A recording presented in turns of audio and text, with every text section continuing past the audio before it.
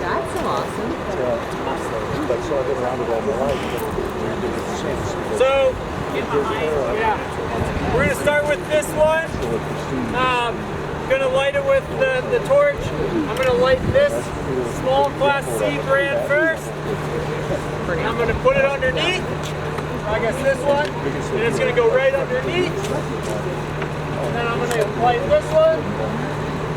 And we're going to put it right on top of the next. And I'm just going to move on down the line. We're going to try to get all four going at once.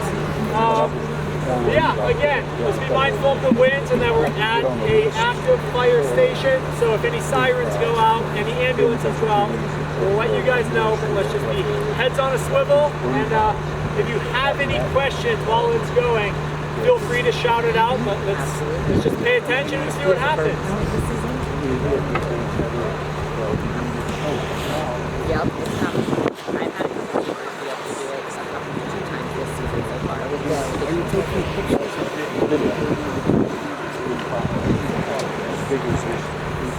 Sure. Is this something that I could purchase from you, or how would that? Oh no, we're giving it to the. Okay. So you're welcome to have it. Okay. Yeah. Because I'm the one that donated. Oh, cool. Yeah. Oh, you got the paint. Yeah. Oh, neat. Oh. Yeah, we're. Well, I No, you're good. Let's listen. Wow. Wow. And I like some chicks. Holy cow. Yeah. Quick like a bunny.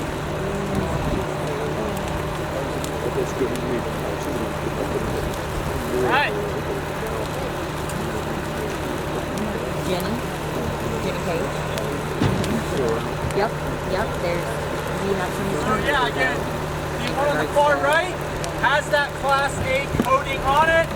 This third one in has the composite, the synthetic decking with the fiber cement siding, non-treated wood, all common board, redwood siding, redwood decking. And I'm Kathleen, that juniper loves to burn. And the thing that's interesting about the juniper is we pulled it right out of the ground. There's no moisture on it. And just how quick the heat began to go, that's big right there. There's pine needles and juniper.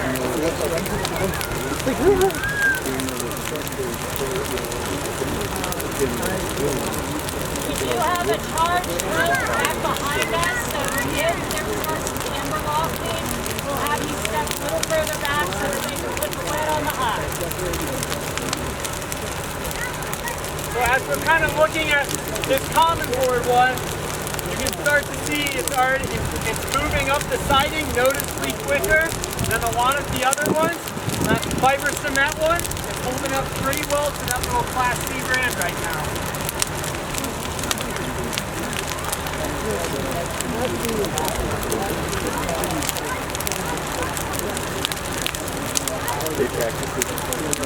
I think they need to work on it. Make sure that this is as safe as possible. Every time I to make sure it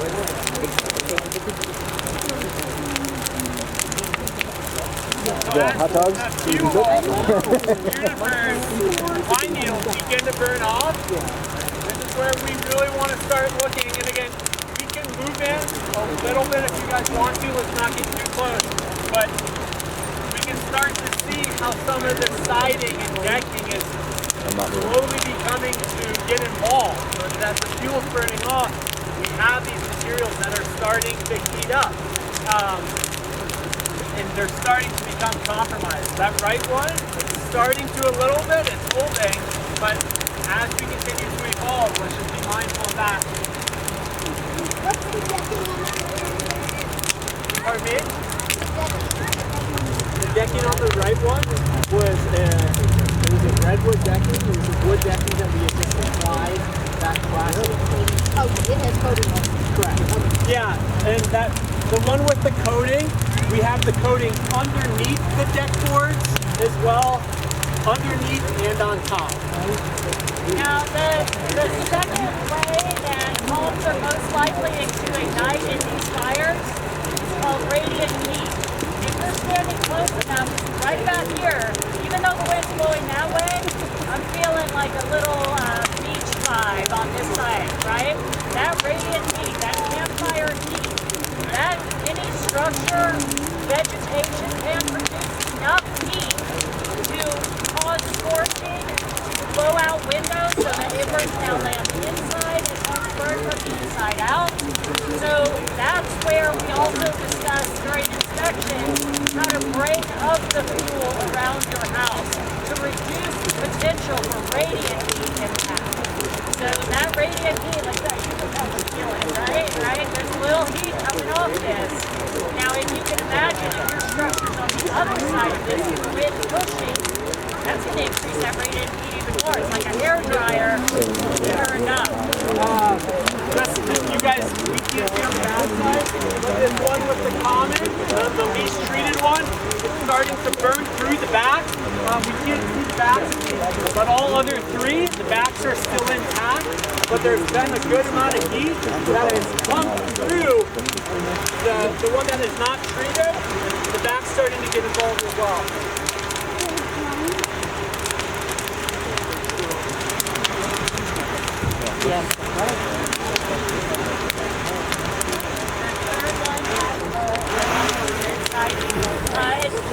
So the fiber cement siding on that third one, you'll hear it just like Trex is used kind of synonymously with synthetic. Hardy board is a brand of fiber cement siding, and that's what that third one is.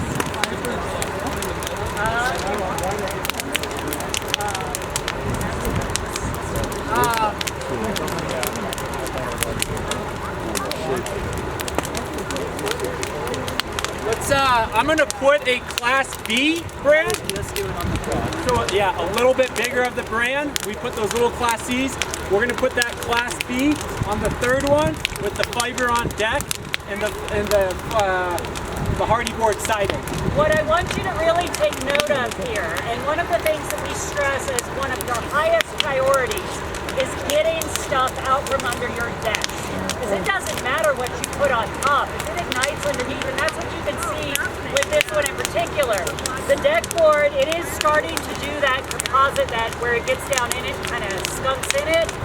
But what you have to recognize is the material under, your joists, your posts, those will ignite if you've got gunk under your deck. Scrap lumber, firewood, what is firewood supposed to do? Why are you going to shove it under your deck, man? It's going to burn, and it's going to ignite your deck. Your deck works as a wick into your structure.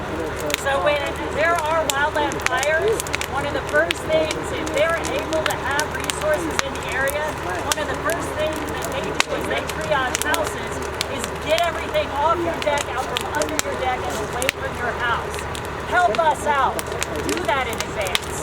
Don't store scrap lumber under your deck. Get the pine needles out, because the pine needles and the junipers under the decks, doesn't matter how much money you spend on top, you're still creating a situation that's going to burn your house down. Now you can see Keenan lit up that Class B brand, and we'll see, that decking might have at least a Class B rating, who knows. It does look like it's already been compromised, so I'm guessing it had no fire rating, but you can see the fiber cement siding is holding well. Yes?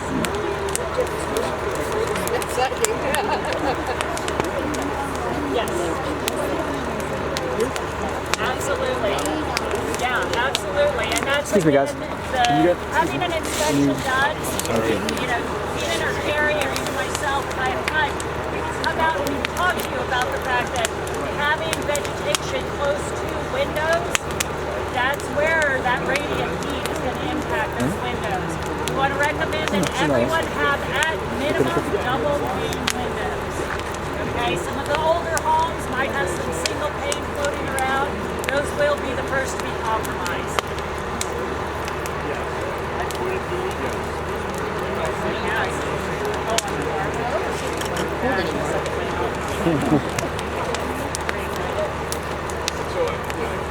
So and added another bee brand here.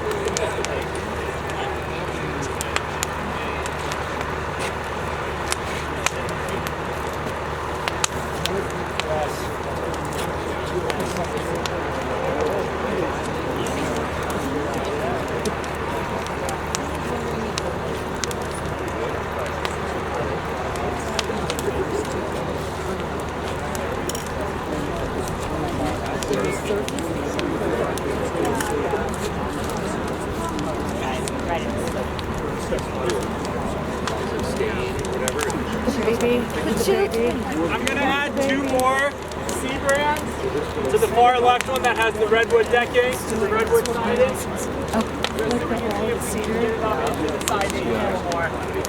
Redwood deck. Check that back. Yeah, they're all working. But I mean,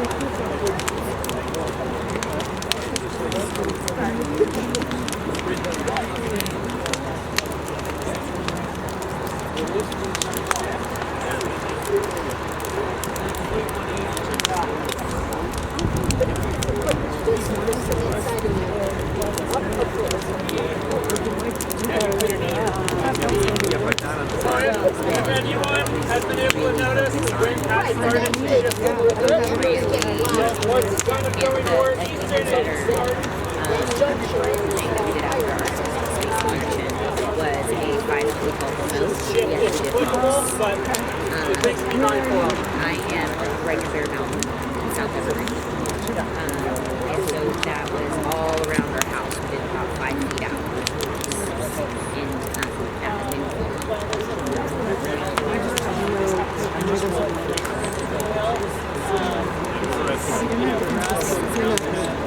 But I knew.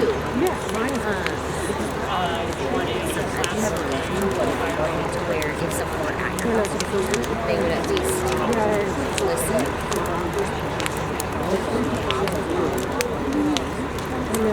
Yeah.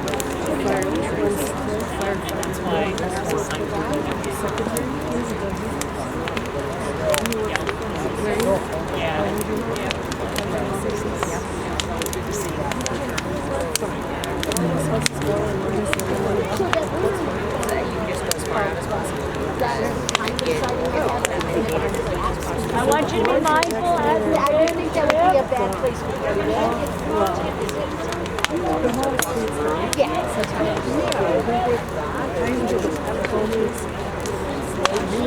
Are you in Genesis district or are you actually in our planning? Yeah, the deck comes up next to that. Are you in the Evergreen? Oh, that's the worst part to worry about. Oh wow. See how that one totally dropped through? I missed that. Wow. Or if I put like those cement sidings up like a foot or so, that would be helpful. I think it might have. Looks like it's dripping through. I'm sure I can't afford those like that. When you go on inspection, it's what we